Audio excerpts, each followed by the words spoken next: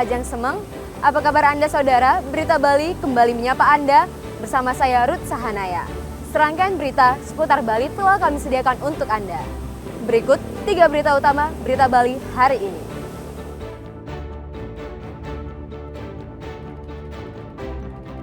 Tiga pemain kembali bergabung skuad Garuda dalam latihan persiapan jelang babak kualifikasi Piala Dunia 2026 zona Asia di Gianyar, Bali.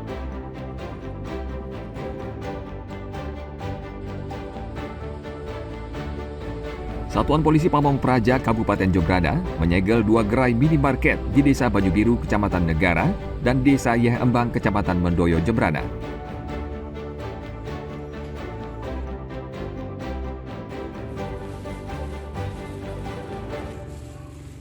Jangan lewatkan mencoba kuliner khas Jembrana, nasi lawar jukut gonde.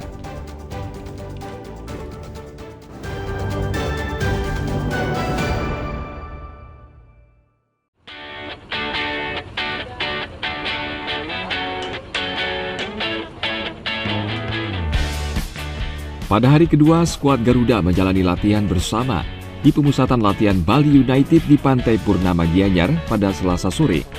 Ada 3 pemain yang datang bergabung dalam latihan persiapan jelang babak kualifikasi Piala Dunia 2026 zona Asia. Mereka adalah Beckham Putra, Kelvin Verdong, dan Justin Hubner. Dengan bergabungnya 3 pemain, total sudah ada 25 pemain yang telah mengikuti sesi pemusatan latihan di Bali. Sedangkan Kevin Dix, Martin Paes, Jay Itzes, Mes Hilgers, dan Eliano Runders akan segera menyusul dalam waktu dekat.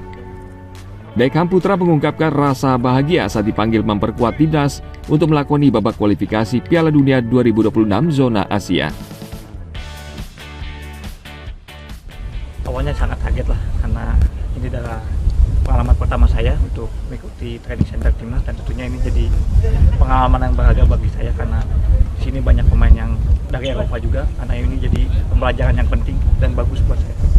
Ya tentunya ini jadi pengalaman bagus juga buat saya karena saya pernah ada pengalaman internasional juga setelah mengangkat timnas SEA Games U23 juara di Kamboja setelah 32 tahun, dan tentunya ini jadi motivasi lebih buat saya karena bisa bermain di tim nasional senior. Ini adalah suatu kebanggaan bagi saya, dan tentunya ini jadi kesempatan yang tidak akan terlupakan.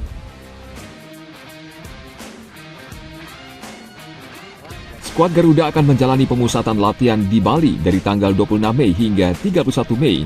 Selanjutnya, timnas senior ini akan kembali ke Jakarta pada 1 Juni mendatang. Pasukan Merah Putih akan menghadapi Cina dalam leg kedua putaran ketiga kualifikasi Piala Dunia 2026 zona Asia di Stadion Gelora Bung Karno, Jakarta pada 5 Juni 2025. Tim Liputan melaporkan dari Gianyar.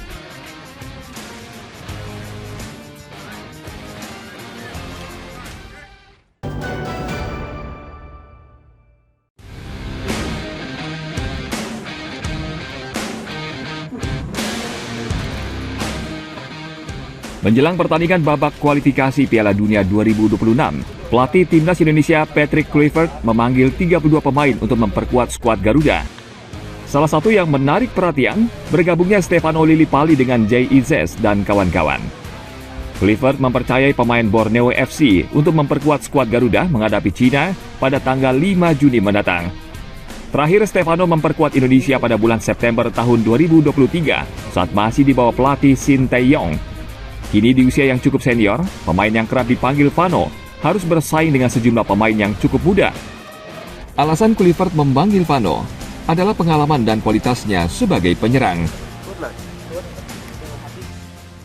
What's the reason? Well, he showed his quality. He's playing on a position which is very interesting for us, and he's got experience as well as a player, so he can also have influence on the younger players in our team. Komunikasi ya, ya mereka sudah tahu saya sudah lama tidak dipanggil, tapi sekarang pelatih baru ya, ada kesempatan baru juga, ya bagus buat saya. Kalau saya lihat squad timnas sekarang, kita main home juga, kita harus ambil 3 poin lawan Cina. Itu sangat penting. Kita harus menang di situ. Ya, kita kasih maksimal. Stefano Lillipali bersama skuad Garuda akan berlatih di Bali dari tanggal 26 hingga 31 Mei. Mereka akan kembali ke Jakarta pada 1 Juni mendatang. Skuad Garuda akan menghadapi Cina dalam lanjutan putaran ketiga kualifikasi Piala Dunia 2026 zona Asia di Stadion Gelora Bung Karno, Jakarta. Pertandingan ini sangat penting dan menentukan posisi Indonesia untuk lolos ke babak kualifikasi selanjutnya. Tim Liputan melaporkan dari Gianyar.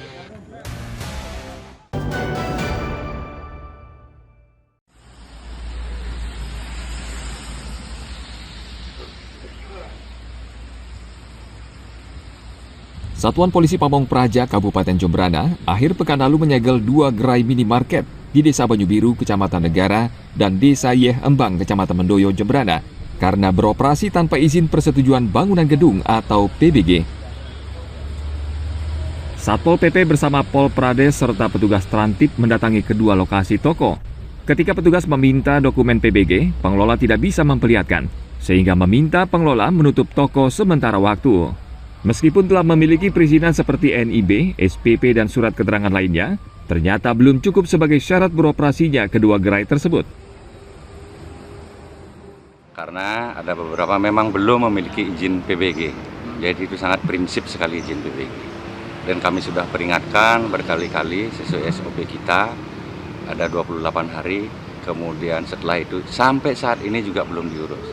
Akhirnya kami lakukan penghentian sementara demi keamanan, kenyamanan para pengunjung.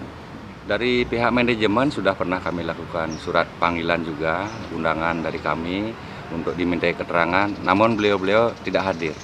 Ya, tidak hadir, sehingga kami sulit berkomunikasi.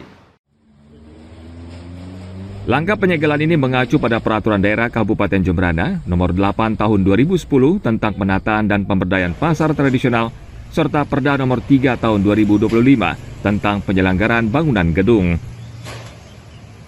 Tim Liputan melaporkan dari Jembrana.